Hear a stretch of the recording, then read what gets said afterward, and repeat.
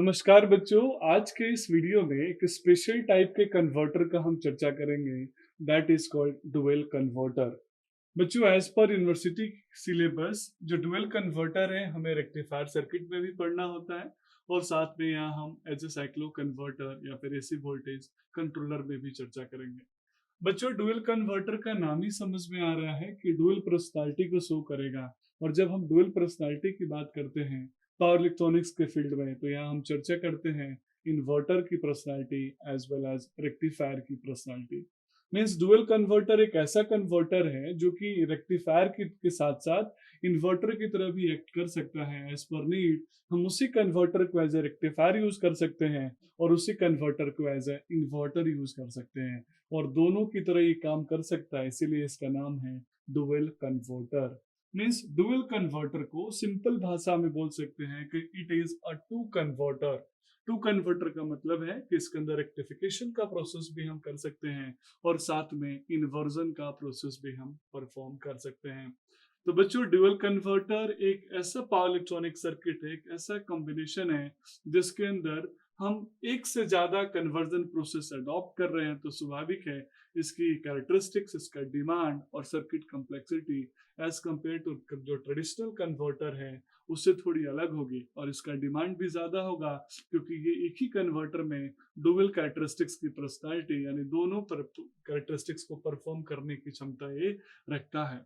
तो जब ये रेक्टिफायर की तरह काम करेगा तो पैरेलली इसका काउंटर पार्ट वो जरूरत पड़ने पे एज ए इन्वर्टर की तरह काम करेगा। तो यहाँ से कंसेप्ट आप दिमाग में बैठाइएगा बच्चों कि एक थारिस्टर या एक आईजीबीटी एक सॉलिड स्टेट स्विच जब चाहे तो वह एज रेक्टिफायर भी काम कर सकता है, एसी टू डीसी कन्वर्ट कर सकता है।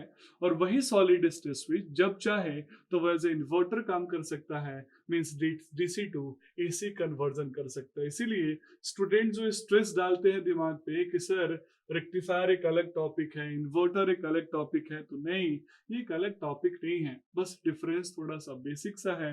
और वो डिफरेंस इसलिए है क्योंकि जब हम रेक्टिफिकेशन करते हैं तो टोटल कैरेक्टरिस्टिक्स उल्टी हो जाती है जब हम उसका इन्वर्जन करते हैं। तो बच्चों, डुअल कन्वर्टर के बेसिक कॉम्बिनेशन के बारे में अगर चर्चा करेंगे तो बेसिक कॉम्बिनेशन में आपको दो कन्वर्टर एक दूसरे के एंटी पैरेलल पैटर्न में कनेक्टेड हुए दिखाई देंगे। सबसे अच्छी बात है कि इस कन्वर्टर का जो ऑपरेशन होता है वो मल्टी क्वाड्रेंट ऑपरेशन परफॉर्म होता है। आइए एक एक करके हम इनके बारे में डिटेल में समझते हैं। सबसे पहले आप इस बेसिक ब्लॉक डायग्राम को समझिए। इस बेसिक ब्लॉक डायग्राम में आप क्या देख रहे होंगे कि मैंने डुअल कन्वर्टर को रिप्रेजेंट किया है, जहां दो कन्वर्टर लिया, कन्वर्टर 1 एंड कन्वर्टर 2, और इन दोनों कन्वर्टर को मैंने लोड से कनेक्ट किया और साथ में सप्लाई भी जोड़ा। अब यहाँ एक सवाल आपके मन में आएगा कि सर आपने बोला था कि डुअल कन्वर्टर में रेक्टिफायर भी होगा, इन्वर्टर भी होगा, तो इसमें कौन सा रेक्टिफायर है, कौन सा इन्वर्टर है? तो स्टूडेंट्स, मैं यहाँ इसको फिक्स नहीं कर रहा हूँ और आप भी फिक्स मत करिएगा, क्योंकि कब एज अ रेक्टिफायर काम करेगा, कौन सा कन्वर्टर कब एज ए इन्वर्टर काम करेगा, ये डिपेंड करता है उसके फायरिंग एंगल पे। फायरिंग एंगल जैसे हम सेट करेंगे, जैसे मॉड्यूलेट करेंगे, उसके अकॉर्डिंग वो कन्वर्टर एज अ रेक्टिफायर और एज ए इन्वर्टर काम करना स्टार्ट करता है। तो आइए बच्चों, हम डुअल कन्वर्टर के मोड ऑफ ऑपरेशन को पहले समझते हैं। तो जब हम मोड ऑफ ऑपरेशन की बात करेंगे तो बेसिकली हमारे पास दो मोड ऑफ ऑपरेशन होंगे बच्चों। एक वो मोड ऑफ ऑपरेशन होगा जिसमें सर्कुलेटिंग करंट फ्लो नहीं होगा, that is called non circulating current mode. Non circulating current mode का मतलब होता है दोनों कन्वर्टर्स अलग अलग काम कर रहे हैं, इंडिविजुअली काम कर रहे हैं। एक बार में एक कन्वर्टर काम करेगा तो दूसरा ऑफ रहेगा, दूसरा काम करेगा तो पहला ऑफ रहेगा। इसके बारे में भी आगे हम डिटेल में समझेंगे। और दूसरा जो होगा that will be called circulating mode of dual converter. तो आइए एक एक करके हम नॉन सर्कुलेटिंग मोड और circulating mode of dual converter का बेसिक अंडरस्टैंडिंग यहाँ पे लेते हैं। हम समझते हैं कि कैसे non circulating mode of dual converter में एक कन्वर्टर एक ही बार में परफॉर्म करेगा। तो यहाँ ये भी समझेंगे कि कैसे मैं डिसाइड करूंगा कि कौन एज अ रेक्टिफायर काम कर रहा है और कौन एज अ इन्वर्टर काम कर रहा है। आइए सबसे पहले हम non circulating current mode dual converter का चर्चा करते हैं। याद रखिएगा, नॉन सर्कुलेटिंग का मतलब है यहाँ पे एक कन्वर्टर एक बार में काम करेगा, मीन्स जो उसके साथ में काउंटर पार्ट जो है, जो दूसरा कन्वर्टर है, वो ऑफ मोड में रहेगा। अब यहाँ जो फर्स्ट कन्वर्टर, मतलब जैसे टेक फॉर एग्जांपल, मैंने कन्वर्टर वन जो आपको ब्लॉक में दिखाया था, वो कन्वर्टर वन को अगर मैंने अल्फा एंगल पे फायरिंग कर लिया, चलिए अल्फा वन मान लेता हूँ, अल्फा वन पे मैंने फायरिंग कर लिया, और वो अल्फा वन का रेंज क्या होगा बच्चों? तो वो अल्फा वन का रेंज 0 से 90 डिग्री के बीच में हो सकता है, 30 degree, 15 degree, 45 degree, 60 degree, as per the need, as per demand. तो जब कन्वर्टर वन का फायरिंग एंगल 0 से 90 डिग्री होगा बच्चों, जिसको अल्फा वन माना, और अगर वो पॉजिटिव वोल्टेज और पॉजिटिव करंट दे रहा है, DC positive voltage, DC positive current दे रहा है, तो स्वाभाविक है वो एज अ रेक्टिफायर की तरह काम करेगा। और दूसरा कन्वर्टर, अगर जिसको मैंने फायरिंग एंगल अल्फा टू माना, उसी कंडीशन में अगर वो 0 से 90 डिग्री के बीच में फायरिंग है, वो जो डीसी वोल्टेज और डीसी करंट शो करेगा, वो नेगेटिव डीसी वोल्टेज और डीसी करंट शो करेगा। अब बच्चों यहाँ positive voltage, positive current, negative voltage, negative current का बेसिक एनालिसिस हम डुअल मोड पे यानी मोड्स ऑफ ऑपरेशन में भी समझेंगे। अब हम बात करते हैं सर्कुलेटिंग करंट मोड का एग्जैक्ट मीनिंग क्या होता है। बच्चों, सर्कुलेटिंग करंट मोड का एग्जैक्ट मीनिंग होता है कि यहाँ पे दोनों जो कन्वर्टर है वो एक साथ ही टर्न ऑन हो रहे हैं, मींस कन्वर्टर वन और कन्वर्टर टू दोनों एक ही साथ काम कर रहे हैं। अब दोनों एक साथ काम कर रहे हैं तो आपके मन में पहला सवाल आएगा कि सर जब वो इंडिविजुअली काम कर रहे थे तो आपने हो सकता है रेंज ले लिया था 0 से 90 पहले का, तो आप रेंज एडजस्ट कर सकते थे 90 से 180 दूसरे कन्वर्टर का, या फिर आप पैरेलली शिफ्ट भी कर सकते थे, 0 से 90 पहला था, 90 से 180 दूसरा, 0 से 90 दूसरा कर दिया, 90 से 180 पहला। लेकिन यहाँ जब दोनों एक साथ है, फिर आप इसका फायरिंग कैसे एडजस्ट करेंगे? तो बच्चों, जब हम सर्कुलेटिंग करंट मोड का चर्चा करते हैं तो यहाँ आप देखेंगे फायरिंग एंगल मैंने पहले कन्वर्टर का अल्फा वन लिया, दूसरे कन्वर्टर का अल्फा टू लिया, तो alpha one plus alpha to जो हमारी मैक्सिमम फायरिंग एंगल होती है वो कितनी होती है बच्चों? 180 डिग्री। तो यहाँ पे alpha one plus alpha two equal to कितना होना चाहिए? 180 डिग्री। अब इस alpha one plus alpha two 180 degree का मतलब ये है कि जैसे पिछले वाले में नॉन सर्कुलेटिंग करंट में अल्फा वन और अल्फा टू का रेंज मैंने 0 से 90 ही दिखाया था, क्योंकि एक बार में एक ही कन्वर्टर काम कर रहा है तो 90 से 180 डिग्री जाने की जरूरत नहीं है। यहाँ पे दोनों कन्वर्टर एक ही साथ काम कर रहे हैं बच्चों, तो जो पहला कन्वर्टर होगा उसका जो फायरिंग एंगल अल्फा वन होगा वो देखिए लिखा है 0 से 90 डिग्री, और जबकि दूसरा जो कन्वर्टर होगा उसका जो फायरिंग एंगल होगा वो रहेगा 90 से 180 डिग्री। अब 90 से 180 डिग्री रहेगा, 0 से 90 डिग्री रहेगा। इसी कंडीशन में हम डिसाइड कर सकते हैं कि मुझे वोल्टेज और करंट पॉजिटिव मिला कि वोल्टेज और करंट नेगेटिव मिला। तो आइए सबसे पहले केस के बारे में हम समझते हैं, जिसमें अल्फा वन रखा 0 से 90, अल्फा टू रखा 90 से 180, तो इसमें वोल्टेज और करंट दोनों के दोनों पॉजिटिव होंगे। लेकिन अगर मैंने जस्ट चेंज कर दिया, चेंज का मतलब है कि मैंने कन्वर्टर वन का फायरिंग एंगल अब 0 से 90 के बदले 90 से 180 कर दिया, और कन्वर्टर टू का फायरिंग एंगल 90 से 180 के बदले 0 से 90 कर दिया। इस कंडीशन में इस कन्वर्टर का जो आउटपुट होगा, जो वोल्टेज होगा, करंट होगा, दोनों के दोनों नेगेटिव होंगे। अब इसको डिटेल में समझने के लिए बच्चों हम मल्टी क्वाड्रेंट यानी 4 quadrant operation of dual converter को देखते हैं। ये 4 क्वाड्रेंट ऑपरेशन आप ऑलरेडी चॉपर सर्किट में भी पढ़े होंगे, और 4 क्वाड्रेंट ऑपरेशन आप इंजीनियरिंग के ड्राइव में भी पढ़ते हैं, इलेक्ट्रिकल ड्राइव में भी पढ़ते हैं। क्यों पढ़ते हैं ड्राइव में बच्चों? क्योंकि drive is application of power electronics, जिसमें हम पावर इलेक्ट्रॉनिक्स को यूज करके अपने मशीन के मोटर का स्पीड कंट्रोल करते हैं। इसीलिए वहां भी हम डुअल कन्वर्टर की तरह वहां भी हम ड्राइव्स में मल्टी क्वाड्रेंट ऑपरेशन को समझते हैं। आइए यहाँ मल्टी क्वाड्रेंट ऑपरेशन के डायग्राम को ध्यान से देखिए। मल्टी क्वाड्रेंट का मतलब यहाँ 4 क्वाड्रेंट से मेरा है। 4 क्वाड्रेंट में जो फर्स्ट क्वाड्रेंट है उसमें वर्टिकल यानी वाई एक्सिस वोल्टेज है V not, horizontal axis current है I नॉट, जो वी नॉट है लोड वोल्टेज है, आउटपुट वोल्टेज है, जो आई नॉट है वो लोड करंट है, आई नॉट करंट है। जो तो फर्स्ट क्वाड्रेंट होगा बच्चों, उस क्वाड्रेंट में जो वी नॉट और आई नॉट होगा वो दोनों के दोनों क्या होंगे, पॉजिटिव होंगे। और जब वी नॉट आई नॉट दोनों पॉजिटिव होते हैं तो इस क्वाड्रेंट इस मोड को बोलते हैं रेक्टिफिकेशन मोड, रेक्टिफायर मोड। जब हम फर्स्ट क्वाड्रेंट से सेकंड क्वाड्रेंट में शिफ्ट करेंगे बच्चों, सेकंड क्वाड्रेंट में जो वोल्टेज होगा V naught that will be positive, लेकिन जो करंट आई नॉट है वो नेगेटिव है। और जब वोल्टेज पॉजिटिव हो, करंट नेगेटिव हो, ओवरऑल पावर नेगेटिव हो, इस क्वाड्रेंट को हम बोलते हैं इन्वर्जन। पावर का मतलब आप जानते होंगे, power is somehow the product of voltage and current. तो पहले क्वाड्रेंट में यहाँ पे पावर पॉजिटिव था, इस दूसरे क्वाड्रेंट में पावर नेगेटिव था। तो पॉजिटिव पावर होने की वजह से बच्चों हमने इसको रेक्टिफिकेशन बोला, और नेगेटिव पावर होने की वजह से इसको इन्वर्जन बोलूंगा। ट्रिक ये आपको मैं देता हूँ। तीसरे क्वाड्रेंट में आइए बच्चों, तीसरे क्वाड्रेंट में वोल्टेज भी नेगेटिव हो गया और करंट भी नेगेटिव हो गया। माइनस इंटू माइनस क्या होता है, प्लस। तो जब पावर पॉजिटिव होगा तो रेक्टिफिकेशन होगा। तो थर्ड क्वाड्रेंट के ऑपरेशन में आप देखिए, थर्ड कन्वर्ट में कन्वर्टर 2 काम कर रहा है और कन्वर्टर 2 यहाँ एज अ रेक्टिफायर काम कर रहा है।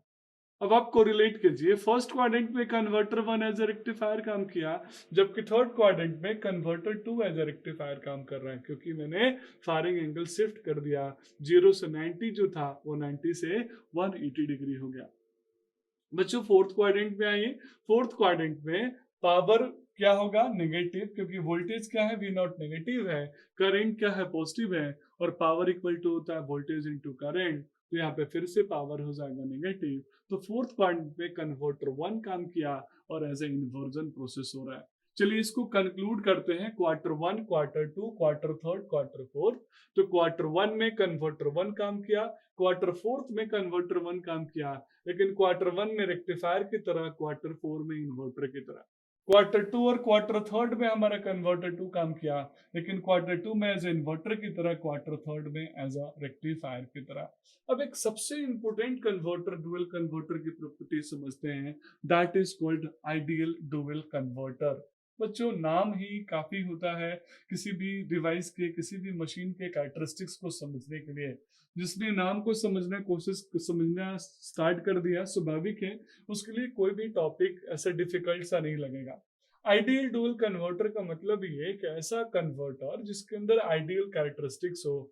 और किसी भी डिवाइस के अंदर आइडियल कैरेक्टरिस्टिक्स क्या होता है, तो बहुत बेसिक से रिक्वायरमेंट है आइडियल डुअल कन्वर्टर के। पहला रिक्वायरमेंट है कि उसके अंदर जो आउटपुट वोल्टेज मिले वो हार्मोनिकल फ्री हो, रिपल फ्री हो। आप यहाँ पे आइडियल डुअल कन्वर्टर का सर्किट डायग्राम देख के समझ सकते हैं कि कैसे दो कन्वर्टर्स को हमने आपस में कनेक्ट किया है, कन्वर्टर 1 और कन्वर्टर 2 को। जब ये आइडियल डुअल कन्वर्टर होगा बच्चों, तो इसके अंदर जो आउटपुट वोल्टेज होगा उसके अंदर हार्मोनिक्स नहीं होगी, रिपेल्ड फ्री होगा। और सबसे बड़ी बात, जो डीसी करंट होगा वो यूनिडायरेक्शनल फ्लो होगा। और यूनिडायरेक्शनल फ्लो होने के लिए आप यहाँ देख सकते हैं दो मैंने एक स्पेशल डिवाइस लगाया है। चलिए मैं आपसे पूछता हूँ स्पेशल डिवाइस का नाम क्या है। यस यू आर राइट, वो है डायोड्स D1 एंड D2। क्योंकि डायोड्स ही ऐसे एलिमेंट हैं जो यूनिडायरेक्शनल फ्लो को सपोर्ट करते हैं। अदरवाइज बाकी डिवाइसेस पे हम बाई डायरेक्शनल ऑपरेशन भी परफॉर्म कर सकते हैं। लेकिन यहाँ पे आइडियल डुअल कन्वर्टर का जब हम चर्चा करेंगे तो याद रखिएगा हमने दो डायोड्स को ऐड किया। जब आइडियल डुअल कन्वर्टर होगा बच्चों तो स्वाभाविक है दोनों कन्वर्टर्स की जो फायरिंग एंगल का सम होगा वो कितना होगा, 180 डिग्री। अगर बैलेंस होगा तो 0 से 90 कन्वर्टर 1 का और 90 से 180 कन्वर्टर 2 का। बच्चों एक सिंगल फेज कन्वर्टर के एवरेज आउटपुट वोल्टेज का कैलकुलेशन बार बार आपसे पूछा जाता है। तो आइए मैं यहाँ मैथमेटिकल वैल्यू आपको बता देता हूँ, क्योंकि कई बार हम सिंगल फेज कन्वर्टर का output voltage calculate rectifier circuit में कर चुके हैं, इन्वर्टर में भी हम डिस्कस कर चुके हैं। तो average output voltage of single phase converter कितना होता है बच्चों, 2Vm cos अल्फा अपन पाई। Vm क्या होगा वहां पे, मैक्सिमम वोल्टेज। अल्फा क्या होगा, उसका कन्वर्टर का फायरिंग एंगल। सिमिलरली अगर हम 3 फेज कन्वर्टर का आउटपुट वोल्टेज निकालेंगे तो यहाँ पे 2 के जगह पे 3 कर देंगे, and that value will be 3Vm cos alpha upon pi. यहाँ पे जो ml है वो लाइन वोल्टेज है, तो 3 VML cos अल्फा अपन पाई। अब दोनों कन्वर्टर अगर मेरे पास है, कन्वर्टर 1 एंड कन्वर्टर 2, तो दोनों कन्वर्टर का मैं एवरेज आउटपुट वोल्टेज निकाल सकता हूँ। जैसे कन्वर्टर 1 का जो एवरेज आउटपुट वोल्टेज होगा that will be V max यानी वी एम कॉस अल्फा 1, और कन्वर्टर 2 का जो आउटपुट वोल्टेज होगा that will be V max cos alpha 2, और दोनों को मैं ऐड कर दूंगा तो दोनों का टोटल आउटपुट वोल्टेज हो जाएगा V naught 1 plus V naught 2, और दोनों का वैल्यू हो जाएगा कॉस अल्फा 1 कॉस अल्फा 2। अब याद रखिएगा बच्चों, यहाँ पे कंफ्यूजन है। कंफ्यूजन ये है कि जो मैंने आउटपुट वोल्टेज निकाला वी नॉट 1 वो तो पॉजिटिव था, लेकिन वी नॉट 2 उस समय नेगेटिव था। तो जो वी नॉट 1 की वैल्यू थी वो थी V M cos alpha 1, V naught 2 की वैल्यू थी वी एम कॉस अल्फा 2, तो यहाँ माइनस हो गया। तो आप इस इक्वेशन में देखिए V naught 1 equal to minus का वी नॉट 2, तो V M cos alpha 1 equal to minus का वी एम कॉस अल्फा 2, यहाँ दोनों वैल्यू कट गई तो अल्फा 1 तो cos अल्फा 1 इक्वल टू अब cos अल्फा 2। अब आप ही बताइए मुझे अल्फा 1 प्लस अल्फा 2 कितना होता है 180 डिग्री। तो अल्फा 1 तो अल्फा 2 की वैल्यू और अल्फा 1 की वैल्यू को रिलेट कर सकता हूँ। तो मैं अल्फा 1 लिखूंगा 180 माइनस अल्फा 2, तो मैं cos अल्फा 1 को लिख सकता हूँ cos 180 degree minus alpha 2। Similarly मैं cos अल्फा 2 को लिख सकता हूँ cos 180 डिग्री प्लस अल्फा 2। तो अब चूंकि अल्फा 1 प्लस अल्फा 2 180 डिग्री होता है, और इस तरीके से हम फायरिंग एंगल को सेट कर सकते हैं आइडियल डुअल कन्वर्टर में। और हमेशा के लिए याद रखिएगा इस बात को, जब भी हम डुअल कन्वर्टर की चर्चा करेंगे तो कभी भी दोनों का firing angle greater than 180 degree नहीं होना चाहिए। अगर आपने कर दिया, पहली बात तो पॉसिबल ही नहीं है, पर अगर आपने मैथमेटिकली कैलकुलेट भी कर लिया, लिख भी दिया, तो आपका पूरा का पूरा एनालिसिस गलत है, क्योंकि ये प्रैक्टिकली फिजिबल नहीं है, प्रैक्टिकली संभव नहीं है। बच्चों, आप यहाँ पे डुअल कन्वर्टर का वेवफॉर्म भी देख सकते हैं कि कैसे डुअल कन्वर्टर में मैंने दोनों कन्वर्टर का आउटपुट वोल्टेज का मिरर इमेज बनाया है।